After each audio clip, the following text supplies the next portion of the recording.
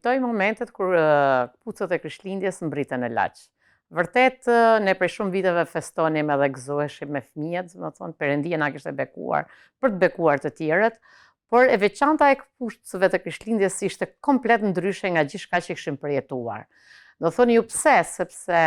ishte shumë ndryshe, ne kishim dhënë dhurata fëmijëve, kishim blerë, pasi ne kemi filluar si kish shumë vite herët, kur ishim një kish shumë e vogël, bënin ndonjë pakë sidomos për jetimet. Po kësaj here ishim të gjithë fëmijët e përfshirë, pasi ne morëm rreth 100 palë këpucë, kishim jetimet, kishim fëmijët në aftësi ndryshe,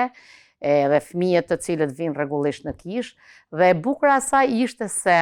çdo fëmijë kishte emrin tek pakoja, dhe të gjithë fëmijët kur e merrnin, lexonin emrin e tyre te pakoja dhe kishin numrin e këmbës, dhe kur hapnin pakon gjenin një palë këpuca ose atlete, kaq të bukura që ishin të gjithë të lumtur, po kur gjenin dhe çorapet brenda ishte një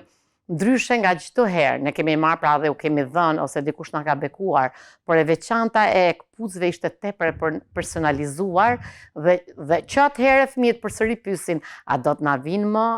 vinë më këpucë? Edhe unë mendoj se fëmijët tonë apo të gjithë fëmijët përjetojnë një gëzim të veçantë, jo vetëm se është festa, por dikush diku është kujtesur për ta, dikush diku ka blerë këpucë për emrin e tij, dikush diku ka blerë numrin e saktë të këpucës tij dhe çorapet që i shkojnë asaj këpuce.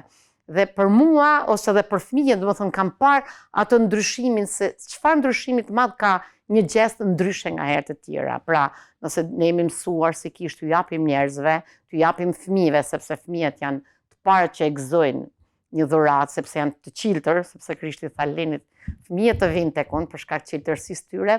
por ajo e personalizuar që vinte nga Radio Shtata, për mua ka bërë ndryshimin e madh. Për mua dhe për shumë fëmijë, pra sikurse e thash, të gjithë gëzoheshin sepse emri i tyre ishte aty, sepse dikush personalisht ishte menduar për ta. Dhe unë mendoj se Radio Shtata prej 8 vite ose më shumë që unë kam parë dhe i kam ndjekur edhe në për rrjetet sociale që e kanë bërë këtë lloj dhurimi, është një gjest shumë i madh dhe shumë i bukur. Pse do thoni juve? Pra, sikurse e theksova disa herë, këto këpucë nuk merren dhe jepen, urdhëroni një ndihmë, por është një gjë e personalizuar dhe kjo e bën çdo kënd të mendojë se shiko, dikush ka menduar për mua, dikush kujdeset për mua, edhe pse unë nuk e njoh, dikush diku është që kujdeset për mua dhe kjo na fut në atë meditimin që hey, Zoti është gjithmonë me neve dhe kur ne nuk e dim, Zoti ishte aty ose e dinte numrin tim të këmbës, do thoshti po ju e keni dhënë, ne e kemi dhënë, por unë që e kam përjetuar dhe vërtet vazhdoj të gëzohem asaj dite edhe të kopjoj atë lloj stili, atë lloj mënyre të personalizuar që e ka arritur ta bëjë Radio Shtata.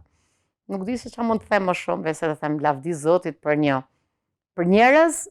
si Radio Shtata që punojnë në gjithë Shqipërinë për të ofruar gëzim tek fëmijët jetim, të varfër, vulnerabël, por ndoshta ka ndodhur ndonjëherë që edhe fëmijë të cilët kanë një familje të shëndetshme, kanë qelluar që kanë qenë atë ditë dhe ne s'kemi mujt, ose vinë te takimi i fëmijëve, dhe ne nuk mund t'i themi ikti se ti blej babi se ka rrogën më të mirë, ose ka një rrogë. Por në fakt ai personalizimi me emër dhe numër këmbe për mua është vërtet kujtosh si dikush diku është për ty dhe kujdeset për ty.